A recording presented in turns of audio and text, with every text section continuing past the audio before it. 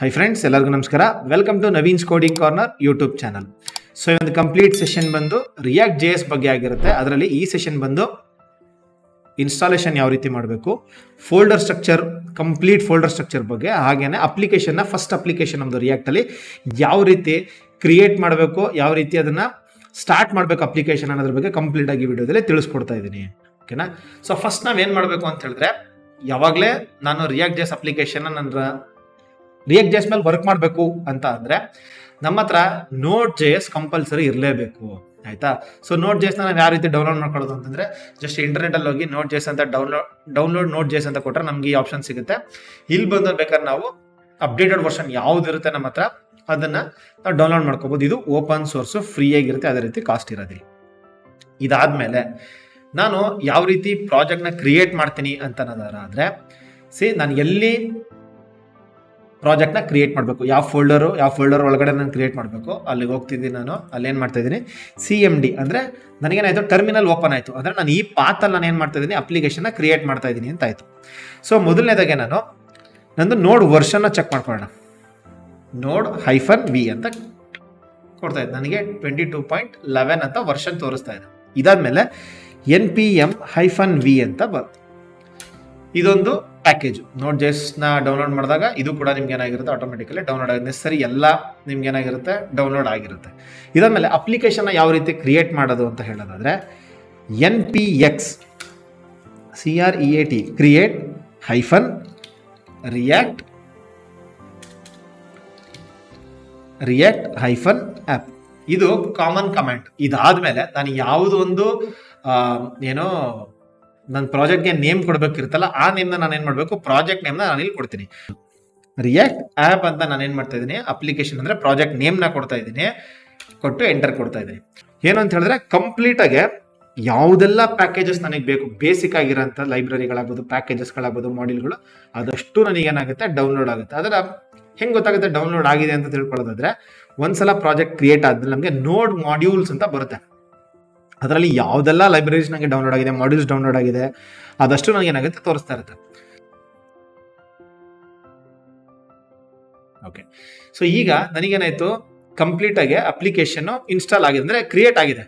ಇದ್ರಲ್ಲಿ ನನಗೆ ಒಂದಷ್ಟು ಕಮೆಂಟ್ ಬರ್ತಿದೆ, ಏನು ಅಂತಂದ್ರೆ npm ಸ್ಟಾರ್ಟ್, ಅಂದರೆ ಅಪ್ಲಿಕೇಶನ್ ಸ್ಟಾರ್ಟ್ ಮಾಡಬೇಕು, ನಾನು ರನ್ ಮಾಡಬೇಕು ಅಂತಂದ್ರೆ ನಾವು HTML CSS ಇದ್ದಾಗ ಏನು ಮಾಡ್ತೀವಿ, ಗೋ ಲೈವ್ ಅಂತ ಕೊಡ್ತಿದ್ವಿ, ಇಲ್ಲಾಂದ್ರೆ ಏನು ರನ್ ಇನ್ ಲೈವ್ ಸರ್ವರ್ ಅಂತ ಕೊಡ್ತಾ ಇದ್ದಿಲ್ಲ, ಅಂದರೆ ಆ ಪಾತ್ನ ನಾನು ಕಾಪಿ ಪೇಸ್ಟ್ ಮಾಡ್ತಿದ್ದೆ ಅಲ್ವಾ. ಇದರಲ್ಲಿ ಏನು npm ಸ್ಟಾರ್ಟ್ ಅಂತ. We suggest that you begin by typing CD react app. ಅಂದರೆ ಈಗ ನಾನು ಈ ಪಾತಲ್ಲಿ ಇದ್ದೀನಿ, ಇದಾದ್ಮೇಲೆ ನಾನು ಏನು ಮಾಡಬೇಕು, CD ಅದಾದಮೇಲೆ ರಿಯಾಕ್ಟ್ ಆ್ಯಪ್. ಆಯಿತಾ? ಈಗ ನಾನು ಏನು ಮಾಡ್ತಾ ಇದ್ದೀನಿ, ಪ್ರಾಜೆಕ್ಟ್ ಫಸ್ಟ್ ಓಪನ್ ಮಾಡೋಣ. ಇದರಲ್ಲೂ ಅಷ್ಟೇ same code space full stop ಕೊಟ್ಟು ಎಂಟರ್ ಕೊಟ್ಟರೆ ನನಗೆ ಏನಾಗುತ್ತೆ, ಆ ಪಾತಿಂದ ನನಗೆ ಅಪ್ಲಿಕೇಶನ್ ಓಪನ್ ಆಯಿತು. ಈಗ ನಾನು ಮುಂಚೆ ಹೇಳಿದ್ದೆ, ನೋಡ್ ಮಾಡ್ಯೂಲ್ಸ್ ಅಂದರೆ ನಾವು ಇನ್ಸ್ಟಾಲೇಷನ್ ಕೊಟ್ಟಾಗ npx create react app ಅಂತ ಕೊಟ್ಟಾಗ ಒಂದಷ್ಟು ನಮ್ಗೆ ಇನ್ಸ್ಟಾಲೇಷನ್ ಆಗುತ್ತೆ. ಅದು ಏನು ಅಂತ ಹೇಳಿದ್ರೆ, ಇದೆ ಕಂಪ್ಲೀಟ್ ಪ್ರಾಜೆಕ್ಟ್ ಇದಾಗುತ್ತೆ, ಏನೋ ಡೌನ್ಲೋಡ್ ಆಗುತ್ತೆ, ಕ್ರಿಯೇಟ್ ಆಗುತ್ತೆ. ಅದ್ರ ಜೊತೆನಲ್ಲಿ ನೋಡ್ ಮಾಡ್ಯೂಲ್ಸ್ ಇದೆಲ್ಲ ನೆಸಸರಿ ಇರೋಂಥ ಒಂದು ಪ್ಯಾಕೇಜಸ್, ವೆಬ್ ಪ್ಯಾಕ್ಸ್ ಅಂತಲೂ ಕರಿಬೋದು. ಓಕೆ, ಇದಿಷ್ಟು ಮಾಡ್ಯೂಲ್ಸ್ ನಮ್ಗೆ ಏನಾಗಿರುತ್ತೆ, ಆಟೋಮೆಟಿಕ್ಕಾಗಿ ಡೌನ್ಲೋಡ್ ಆಗಿರುತ್ತೆ. ಇದು ಯಾವುದು ನಾವು ನೆನಪಿಟ್ಕೊಳ್ಳೋ ನೆಸಸರಿ ಅಂತೂ ಇಲ್ಲ. ನಮಗೆ ಬೇಕಾಗಿರೋದು ಏನೇನು ಇದರಲ್ಲಿ ಅಂತ ಹೇಳೋದಾದ್ರೆ, ಪ್ಯಾಕೇಜಸ್ನಲ್ಲಿ ಏನೆಲ್ಲ ಇರುತ್ತೆ ಅಂತ ಹೇಳೋದಾದ್ರೆ, ನಮ್ದು ಅಪ್ಲಿಕೇಶನ್ ನೇಮು, ಅದಾದಮೇಲೆ ರಿಯಾಕ್ಟ್ದು ವರ್ಷನ್, ಅಂದರೆ ರಿಯಾಕ್ಟ್ ಅಲ್ಲ, ಅಪ್ಲಿಕೇಶನ್ದು ವರ್ಷನ್. ಫಾರ್ ಎಕ್ಸಾಂಪಲ್, ಒಂದು ಟೀಮಾಗಿ ನಾವೇನೋ ವರ್ಕ್ ಮಾಡ್ತಾ ಇರ್ತೀವಿ, ನಾನು ಏನೋ ಒಂದು ಫೀಚರ್ ಮೇಲೆ ವರ್ಕ್ ಮಾಡಿದ್ದೀನಿ, ಅದನ್ನು ಪುಷ್ ಮಾಡ್ತಾ ಇದ್ದೀನಿ. ಅದು ನನಗೇನಾಯಿತು, ಒಂದು ವರ್ಷನ್ ನಾನು ಅಪ್ಗ್ರೇಡ್ ಮಾಡಿ ನಾನು ಪುಷ್ ಮಾಡುವಾಗ ನಾನು ಪುಷ್ ಮಾಡ್ಬೋದು, ಅದನ್ನು ಚೇಂಜ್ ಮಾಡಿ ನಾನು ಪುಷ್ ಮಾಡ್ಬೋದು. ಆ ರೀಸನ್ ಇದೆಲ್ಲ ಬಿಟ್ಬಿಟ್ಟು ನನಗೇನು ಇಲ್ಲಿ ಸ್ಕ್ರಿಪ್ಟ್ ಅಂತ ಇದೆ. ಸ್ಕ್ರಿಪ್ಟಲ್ಲಿ ಏನು, ನಾನು ಆಗಲೇ ಹೇಳ್ದಂಗೆ ನಾನು ಸ್ಟಾರ್ಟ್ ಮಾಡಬೇಕು ಅಪ್ಲಿಕೇಶನ್ ಅಂತ ಹೇಳಿದ್ರೆ ಅದಕ್ಕೆ ಏನೋ ಒಂದು ಸ್ಕ್ರಿಪ್ಟ್ ಇರುತ್ತೆ. ಸೊ ನಾನಿಲ್ಲಿ ಏನು ಮಾಡ್ಬೋದು, ಜಸ್ಟ್ ರನ್ ಸ್ಕ್ರಿಪ್ಟ್ ಅಂತ ಬೇಕಾದ್ರೆ ಕೊಡ್ಬೋದು, ಇಲ್ಲಾಂದ್ರೆ npm ಸ್ಟಾರ್ಟ್ ಅಂತ ಕೊಟ್ಟರೆ ನನಗೆ ಏನಾಗುತ್ತೆ, ವರ್ಕ್ ಆಗುತ್ತೆ.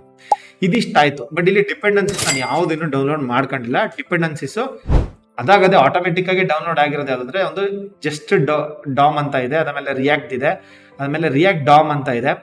ಇದೆಲ್ಲ ಅಂದರೆ ಬೇಸಿಕ್ ಆಗಿರೋಂಥ ಒಂದು ಡಿಪೆಂಡೆನ್ಸೀಸ್ ಅದರಲ್ಲಿ ಇನ್ಬಿಲ್ಟ್ ಡಿಫಾಲ್ಟ್ ಆಗಿ ಬಂದಿರುತ್ತೆ. ಆಯಿತಾ? ಫಾರ್ ಎಕ್ಸಾಂಪಲ್, ನಾನು ನೆಕ್ಸ್ಟ್ ಬೇರೆ ಲೈಬ್ರರೀಸ್ಗಳು ಯಾವುದೋ ಅಂದರೂ ನನಗೆ ಇನ್ಸ್ಟಾಲ್ ಮಾಡ್ಕೋಬೇಕು ಅಂತ ಬಂದಾಗ ನಾನು ಹೇಳ್ತೀನಿ, ಅವಾಗ ಏನಾಗುತ್ತೆ, ಅದು ಕಂಪ್ಲೀಟಾಗಿ ನಮಗೆ ಅದಿಲ್ಲಿ ಅಪ್ಡೇಟ್ ಆಗ್ತಾ ಹೋಗುತ್ತೆ. ಇದು ಫಸ್ಟ್ ಪಾಯಿಂಟ್ ಆಯಿತು. ರೀಡ್ಮಿ ಅನ್ನೋದೇನು, ಇದೊಂದು ಡಾಕ್ಯುಮೆಂಟ್. ಫಾರ್ ಎಕ್ಸಾಂಪಲ್, ನಾವು ಯಾರಿಗೂ ಏನೋ ಒಂದು ಅಪ್ಲಿಕೇಶನ್ ಕೊಡ್ತಾ ಇದ್ದೀವಿ ಅಂತಂದರೆ ಅದರಲ್ಲಿ ನಾನು ಏನೆಲ್ಲ ನೆಕ್ಸ್ಟು ನಾನು ಫಾರ್ ಎಕ್ಸಾಂಪಲ್ ಸ್ಟಾರ್ಟ್ ಮಾಡುವಾಗ ಏನು ಕಮಾಂಡ್ ಯೂಸ್ ಮಾಡಬೇಕು, ಅದಾದ್ಮೇಲೆ ಬಿಲ್ಡ್ ಮಾಡುವಾಗ ಏನು ಯೂಸ್ ಮಾಡಬೇಕು, ಮತ್ತೆ ಹೊಸದಾಗ ನಾವು ಅಂದರೆ ಅಡಿಷ್ನಲ್ ನಾವು ಏನಾರು ಮಾಡಿದೀವ, ಅದಷ್ಟು ಏನು ಅಂತಂದ್ರೆ ನಾವಿಲ್ಲಿ ಜಸ್ಟ್ ಒಂದು ಡಾಕ್ಯುಮೆಂಟ್ ಮಾಡಿರ್ತೀವಿ ಅಷ್ಟೇ. ಇದಿಷ್ಟ ಆಯಿತು. ಇದು ಗಿಟ್ ಇಗ್ನೋರ್ ಅಂದರೆ ನಾನು ಗಿಟ್ ಬಗ್ಗೆ ಹೇಳುವಾಗ ನಾನು ಇದನ್ನು ಎಕ್ಸ್ಪ್ಲೇನ್ ಮಾಡ್ತಿದ್ದೀನಿ. ಪಬ್ಲಿಕ್ ಮತ್ತು SRC ಬಗ್ಗೆ ಮೈನ್ ಕಾನ್ಸಂಟ್ರೇಟ್ ಮಾಡೋಣ. ಫಸ್ಟ್ ಆಫ್ ಆಲ್ SRC ಅಂತಂದರೆ ಏನು, ಪಬ್ಲಿಕ್ ಅಂದರೆ ಏನೋ ನೋಡೋಣ. ಪಬ್ಲಿಕಲ್ಲಿ ಏನಿರುತ್ತೆ ಅಂತ ಹೇಳಿದ್ರೆ ನಮ್ಮದು index.html ಇರುತ್ತೆ. ಅಂದರೆ ಯಾವುದೇ ಅಪ್ಲಿಕೇಶನ್, ಯಾವುದೇ ಒಂದು ವೆಬ್ಸೈಟ್ HTML ಇಲ್ದೇನೆ ಬಿಲ್ಡ್ ಆಗಲ್ಲ. ಕಂಪ್ಲೀಟ್ಲಿ ಏನಾಯ್ತು, ಇದು HTML ಇದೆ, ಒಂದು ಹೆಡ್ ಟ್ಯಾಗ್ ಇದೆ, ಬಾಡಿ ಟ್ಯಾಗ್ ಇದೆ. ಬಾಡಿ ಟ್ಯಾಗ್ ಅಲ್ಲಿ ಏನಿದೆ, ನಮ್ಮ ಹತ್ರ ಒಂದು div ಇದೆ, ಅದರದ್ದು ID ಬಂದು ರೂಟ್ ಅಂತ.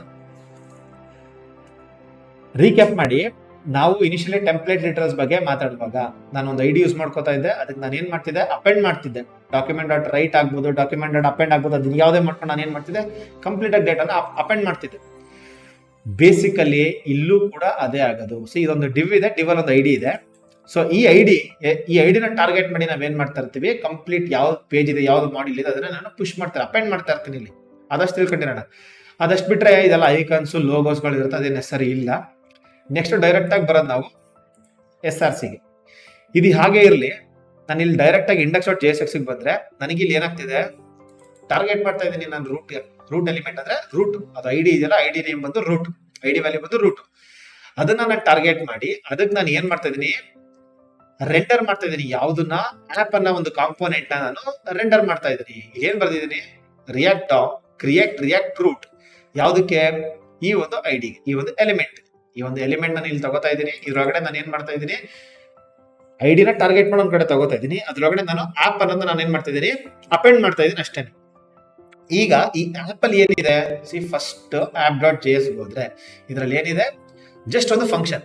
ನೋಡ್ಬೋದು ನೀವು, ಇದನ್ನು ಕೂಡ ನಾನು ರಿಮೂವ್ ಮಾಡ್ಬಿಟ್ರೆ ಇಲ್ಲಿ ಏನಾಯ್ತು, ಒಂದು ಫಂಕ್ಷನ್. ರಿಯಾಕ್ಟ್ ಅಲ್ಲಿ ಯಾವುದೇ ಒಂದು ಕಾಂಪೋನೆಂಟ್ ಅಂತ ತಗೊಂಡ್ರು ಅದು ಜಾವಾಸ್ಕ್ರಿಪ್ಟ್ ಫಂಕ್ಷನ್. ಅರ್ಥ ಆಯ್ತಾ? ಜಾವಾಸ್ಕ್ರಿಪ್ಟ್ ಫಂಕ್ಷನ್ ಒಳಗಡೆ ಒಂದಷ್ಟು ಬಿಸ್ನೆಸ್ ಲಾಜಿಕ್ಸ್ ಇರುತ್ತೆ, ಎಲಿಮೆಂಟ್ಸ್ ಇರುತ್ತೆ ಅಷ್ಟೇ. ಇದು ಒಂದು ಫಂಕ್ಷನ್. ಈ ಫಂಕ್ಷನ್ ಅಲ್ಲಿ ಏನೆಲ್ಲ ಇದೆ ಅದೇನಾಗ್ತಾ ಇರುತ್ತೆ, ನನಗೆ index.js ಅಂದ್ರೆ ಈ ಒಂದು ಆಪ್ ಅಲ್ಲಿ ನನಗೆ ರಿಫ್ಲೆಕ್ಟ್ ಆಗುತ್ತೆ. ಇಲ್ಲಿ ಅಂದ್ರೆ ಅಪ್ಲಿಕೇಶನ್ app.js ಇದೆ, ಅದು ನಾನು ಇಲ್ಲಿ ಏನ್ ಮಾಡಿದ್ದೀನಿ, ಇಂಪೋರ್ಟ್ ಮಾಡ್ಕೊಂಡು ನಾನು ಇಲ್ಲಿ ರೆಂಡರ್ ಮಾಡ್ತಾ ಇದ್ದೀನಿ. ನನಗೆ ಅದ್ರಲ್ಲಿ ಏನ್ ಬರ್ದಿರ್ತೀನಿ ಅದಷ್ಟು ನನಗೆ ಇಲ್ಲ ಏನಾಗಿದೆ, ರೂಟ್ ಎಲಿಮೆಂಟ್ ಒಳಗಡೆ ಡಿಸ್ಪ್ಲೇ ಆಗುತ್ತೆ ಅಷ್ಟೇ. ಫಾರ್ ಎಕ್ಸಾಂಪಲ್ ಇದೇನಿದು ಟೆಸ್ಟ್ ಫೈಲ್ ಅಂತೆಲ್ಲ ಇದೆ, ಇದು ಯಾವುದು ನಮಗೆ ನೆಸರಿ ಇಲ್ಲ. ಇವತ್ತಿನಿಂದಲೇ ಇದು ಯಾವುದು ಕೂಡ ನೆಸರಿ ಇಲ್ಲ ನಮಗೆ. app.js, app.css ಮತ್ತೆ index.js, index.css ಇಷ್ಟು ಮಾತ್ರ ನಮಗೆ ಇವತ್ತಿನಿಂದ ಅವಶ್ಯಕತೆ ಇರೋದು. ಈ ಅಪ್ಲಿಕೇಶನ್ ಯಾವ ರೀತಿ ರನ್ ಮಾಡೋದು ಅಂತಂದ್ರೆ, ನಾನು ಆಲ್ರೆಡಿ ಒಂದು ಟರ್ಮಿನಲ್ ಓಪನ್ ಮಾಡಿದ್ದೆ, ಅದೇ ಟರ್ಮಿನಲ್ಗೆ ಹೋಗ್ತಾ ಇದ್ದೀನಿ. ನಾನು ಏನ್ ಮಾಡ್ತಾ ಇದ್ದೀನಿ, npm start ಅಂತ ಒಂದು ಕಮಾಂಡ್, npm start ಅಂತ ನಾನು ಕೊಟ್ರೆ ನನಗೇನಾಗುತ್ತೆ, ಈ ಒಂದು ಅಪ್ಲಿಕೇಶನ್ ನನಗೆ ರನ್ ಆಗುತ್ತೆ.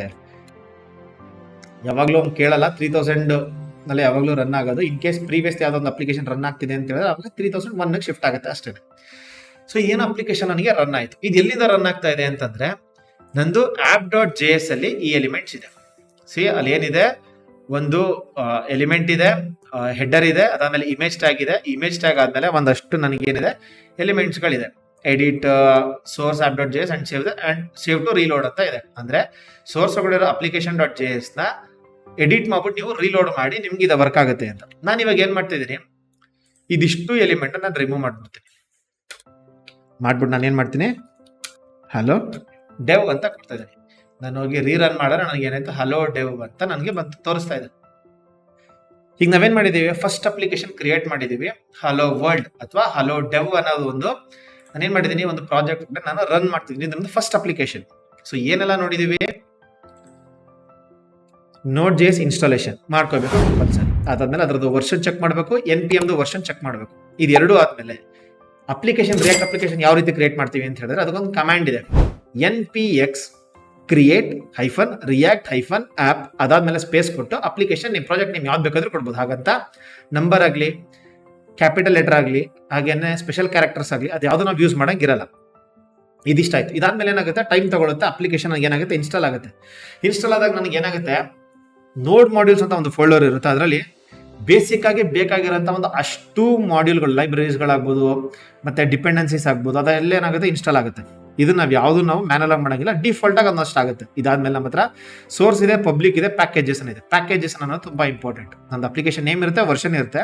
ಅದಾದ್ಮೇಲೆ ಡಿಪೆಂಡೆನ್ಸೀಸ್ ನಾವು ಯಾವ್ದಾವ್ದಲ್ಲ ಫ್ಯೂಚರ್ ಅಲ್ಲಿ ಬರುತ್ತೆ. ನೆಕ್ಸ್ಟ್ ಸೆಷನ್ ಅಲ್ಲಿ ನಾನು ರೌಟಿಂಗ್ ಎಲ್ಲ ಮಾಡುವಾಗ ಹೇಳ್ತೀನಿ ಯಾವ ರೀತಿ ನಾನು ಏನೋ ಲೈಬ್ರರಿಗಳನ್ನ ಆ್ಯಡ್ ಮಾಡ್ಕೋಬೇಕು ಅನ್ನೋದು ಹೇಳ್ತೀನಿ. ಅವಾಗ ಯಾವ ರೀತಿ ಅಪ್ಡೇಟ್ ಆಗುತ್ತೆ ಅದನ್ನು ಕೂಡ ಹೇಳ್ತೀನಿ. ಅದಾದ್ಮೇಲೆ ಪಬ್ಲಿಕ್ ಅಲ್ಲಿ ನಾವೇನು ನೋಡಿದ್ವಿ, ಮೇಯ್ನ್ ಆಗಿ index.html. index.html ಅಂತಂದ್ರೆ ಏನು, ಬೇಸಿಕಲಿ ಒಂದು HTML ಫೈಲ್. ಅದರಲ್ಲಿ ನಾರ್ಮಲ್ ನಾವು HTML ಯಾವ ರೀತಿ ನಾವು ಹೆಡ್ಡರ್ ಫೂಟರ್ ಎಲ್ಲ ಬರೆದಿರ್ತೀವಿ, ಹೆಡ್ ಆಗ್ಬೋದು, ಬಾಡಿ ಟ್ಯಾಗ್ ಆಗ್ಬೋದು, ಎಲ್ಲ ಬರೆದಿರ್ತೀವಿ. ಅದೇ ರೀತಿ ಇದರಲ್ಲೂ ಇರುತ್ತೆ. ಬಾಡಿ ಟ್ಯಾಗ್ ಅಲ್ಲಿ ಒಂದೇ ಒಂದು ಎಲಿಮೆಂಟ್ ಇರುತ್ತೆ, ಅದರಲ್ಲಿ ID ಬಂದು ರೂಟ್ ಅಂತ ಇರುತ್ತೆ.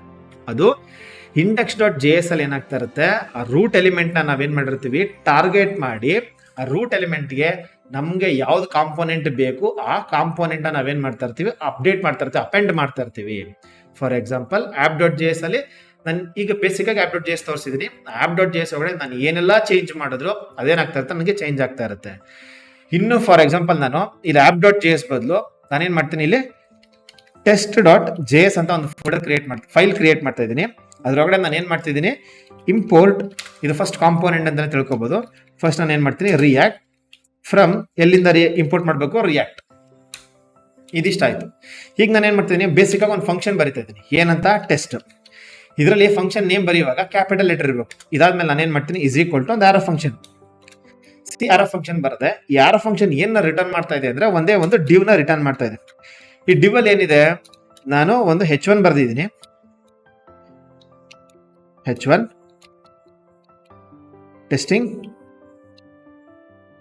ಟೆಸ್ಟಿಂಗ್ ಕಾಂಪೋನೆಂಟ್ ಅಂತ ಬರ್ದಿದ್ದೀನಿ. ಇದೊಂದು ಫಂಕ್ಷನ್ ಆಯ್ತು. ಇದನ್ನ ನಾನೇ ನೆಕ್ಸ್ಟ್ ಏನ್ ಮಾಡಬೇಕು, ಎಕ್ಸ್ಪೋರ್ಟ್ ಮಾಡಬೇಕು. ಎಕ್ಸ್ಪೋರ್ಟ್ ಡಿಫಾಲ್ಟ್ ಆಗಿ ಎಕ್ಸ್ಪೋರ್ಟ್ ಮಾಡಬೇಕು ನಾನು ಯಾವುದೋ ಟೆಸ್ಟಿಂಗ್ ಕಾಂಪೋನೆಂಟ್. ಇದಿಷ್ಟ ಆಯ್ತು. ಇದಾದ್ಮೇಲೆ ನಾನೇನ್ ಮಾಡ್ತಾ ಇದ್ದೀನಿ, ಈ ಒಂದು ಕಾಂಪೋನೆಂಟ್ ನಾನು app.js ಒಳಗಡೆ ಹೋಗಿ ಹಲೋ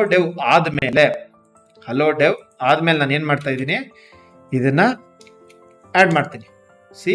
ಟೆಸ್ಟ್ ಕಾಂಪೋನೆಂಟ್ ನ ಬರೆದು ನಾನೇನ್ ಮಾಡ್ಬೇಕು, ಇಂಪೋರ್ಟ್ ಮಾಡ್ಬೇಕು. ಯಾವ ರೀತಿ, ಶಾರ್ಟ್ ಕಟ್ ಅಲ್ಲಿ ಮಾಡಿದ್ದೀನಿ, ಇದನ್ನ ಹೇಳ್ತೀನಿ ಯಾವ ರೀತಿ ಅಂತ.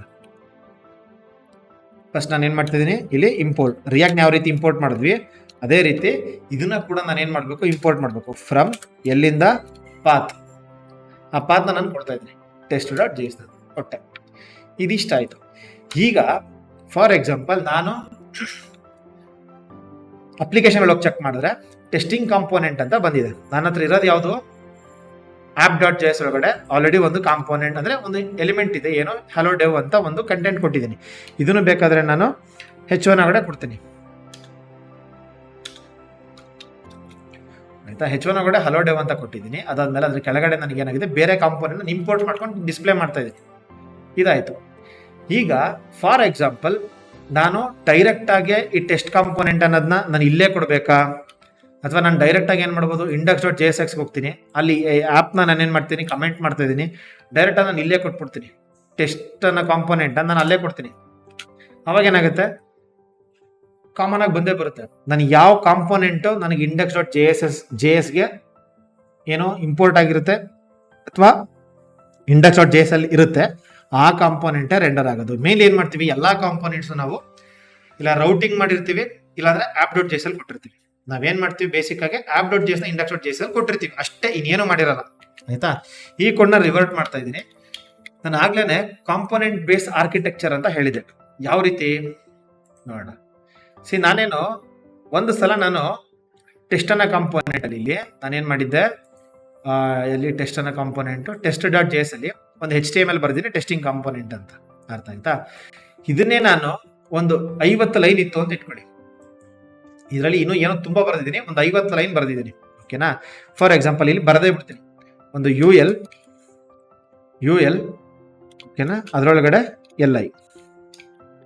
LI ನಲ್ಲಿ ಏನಿದೆ, HTML, CSS, ಜಾವಾಸ್ಕ್ರಿಪ್ಟ್,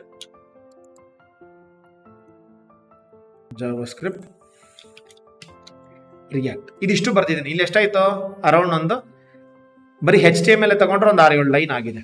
ಆಯ್ತಾ, ಇದು ನನಗೆ ರೆಂಡರ್ ಅಲ್ಲಿ ನೋಡಿದಾಗ ನನಗೆ ಈ ರೀತಿ ಕಾಣಿಸ್ತದೆ. ಇದಿಷ್ಟ ಆಯ್ತು. ಇದನ್ನ ಯಾವ ರೀತಿ ನಾನು ರಿಯೂಸ್ ಮಾಡ್ಕೋಬಹುದು ಅಂತ ಹೇಳೋದಾದ್ರೆ, ಜಸ್ಟ್ ನಾನು ಏನ್ ಮಾಡ್ತಾ ಇದ್ದೀನಿ, ಇದೊಂದು ಕಾಂಪೋನೆಂಟ್ ನ ಕಾಪಿ ಮಾಡಿ ಇನ್ನೊಂದು 2-3 ಸಲ ನಾನು ಕಾಪಿ ಪೇಸ್ಟ್ ಮಾಡ್ತಾ ಇದ್ದೀನಿ. ನನಗೆ ಇಲ್ಲಿ ಏನಾಗುತ್ತೆ, ನಾನು ಎಷ್ಟು ಸಲ ಕೊಡ್ತೀನಿ ಅಷ್ಟು ಸಲ ನನಗೆ ರೀರೆಂಡರ್ ಆಗುತ್ತೆ. ಅಂದ್ರೆ ಏನಾಯ್ತು, ನಾನು ಒಂದು ಸಲ ಒಂದು ಕಾಂಪೋನೆಂಟ್ ನ ಬರ್ದಿದ್ದೀನಿ, ಅದೇ ಕಾಂಪೋನೆಂಟ್ನ ನಾನು ರಿಯೂಸ್ ಮಾಡ್ತಾ ಇದ್ದೀನಿ. ಇದನ್ನ ಒಂದ್ಸಲ ಬರ್ದಿದ್ದೀನಿ, ಬಟ್ ನಾನೇನ್ ಮಾಡ್ತಾ ಇದ್ದೀನಿ app.js ಅಲ್ಲಿ ರಿಯೂಸ್ ಮಾಡ್ತಾ ಇದ್ದೀನಿ. ಇದು ಕಾಂಪೋನೆಂಟ್ ಬೇಸ್ಡ್ ಆರ್ಕಿಟೆಕ್ಚರ್. ನಾನು ಪ್ರೀವಿಯಸ್ ಎಕ್ಸಾಂಪಲ್ ಅಲ್ಲಿ ತೋರಿಸಿದೆ ಯಾವ ರೀತಿ ನಾನು ಹೆಡರ್ ಮತ್ತೆ ಫೂಟರ್ ಬರೆದು ಕಂಟೆಂಟ್ನ ನಾನು ಯಾವ ರೀತಿ ಜಸ್ಟ್ ನ್ಯಾವಿಗೇಷನ್ ಅಲ್ಲಿ ಚೇಂಜ್ ಮಾಡಿದಾಗ ಬರೀ ಕಂಟೆಂಟ್ ಮಾತ್ರ ಚೇಂಜ್ ಆಗ್ತಿತ್ತು ಅಲ್ವಾ. ಹೆಡರ್ ಮತ್ತೆ ಫೂಟರ್ ಆಗಿತ್ತು, ಕಾಮನ್ ಆಗಿ ಒಂದು ಕಾಂಪೋನೆಂಟ್ ಬರೆದು ಎಲ್ಲ ಕಡೆ ಯೂಸ್ ಮಾಡ್ತಿದ್ದೆ. ಅದನ್ನ ಯಾವ ರೀತಿ ಅನ್ನೋದನ್ನು ಕೂಡ ನಾನು ನೆಕ್ಸ್ಟ್ ಹೇಳ್ತೀನಿ ಆಯ್ತಾ. ಸೊ ಇದಾಗಿತ್ತು ಕಾಂಪೋನೆಂಟ್ ಬೇಸ್ಡ್ ಆರ್ಕಿಟೆಕ್ಚರ್ ಬಗ್ಗೆ, ಹಾಗೇನೆ ಫೋಲ್ಡರ್ ಸ್ಟ್ರಕ್ಚರ್ ಬಗ್ಗೆ, ಹಾಗೇನೆ ಅಪ್ಲಿಕೇಶನ್ ಯಾವ ರೀತಿ ಕ್ರಿಯೇಟ್ ಮಾಡಬೇಕು, ನಮ್ದು ಫಸ್ಟ್ ಹಲೋ ಡೆವ್ ಅಪ್ಲಿಕೇಶನ್ನ ಯಾವ ರೀತಿ ಕ್ರಿಯೇಟ್ ಮಾಡೋದು ಅನ್ನೋದ್ರ ಬಗ್ಗೆ. ಸೊ ಈ ವಿಡಿಯೋ ನಿಮಗೆ ಇನ್ಫಾರ್ಮೇಟಿವ್ ಆಗಿತ್ತು ಅಂತ ಅನ್ಸಿದ್ರೆ ಈ ವಿಡಿಯೋನ ಲೈಕ್ ಮಾಡಿ, ಶೇರ್ ಮಾಡಿ, ಹಾಗೆ ಚಾನಲ್ನ ಸಬ್ಸ್ಕ್ರೈಬ್ ಮಾಡಿ. ಈ ಒಂದು ಕಂಪ್ಲೀಟ್ ಸೀರೀಸಲ್ಲಿ ಬೇಸಿಕ್ ಇಂದ ಕಂಪ್ಲೀಟ್ ಅಡ್ವಾನ್ಸ್ ಲೆವೆಲ್ವರೆಗೂ ರಿಯಾಕ್ಟ್ ಟ್ರೈನಿಂಗ್ ಹಾಗೇನೆ ರಿಯಾಕ್ಟ್ ಮೇಲೆ ಪ್ರಾಜೆಕ್ಟ್ಗಳನ್ನ ನಾನು ಎಕ್ಸ್ಪ್ಲೈನ್ ಮಾಡ್ತಾ ಹೋಗ್ತೀನಿ. ಈ ವಿಡಿಯೋ ನಿಮಗೆ ಇನ್ಫಾರ್ಮೇಟಿವ್ ಆಗಿತ್ತು ಅಂತ ಅನ್ಸಿದ್ರೆ ದಯವಿಟ್ಟು ₹10 ಡೊನೇಟ್ ಮಾಡಿ.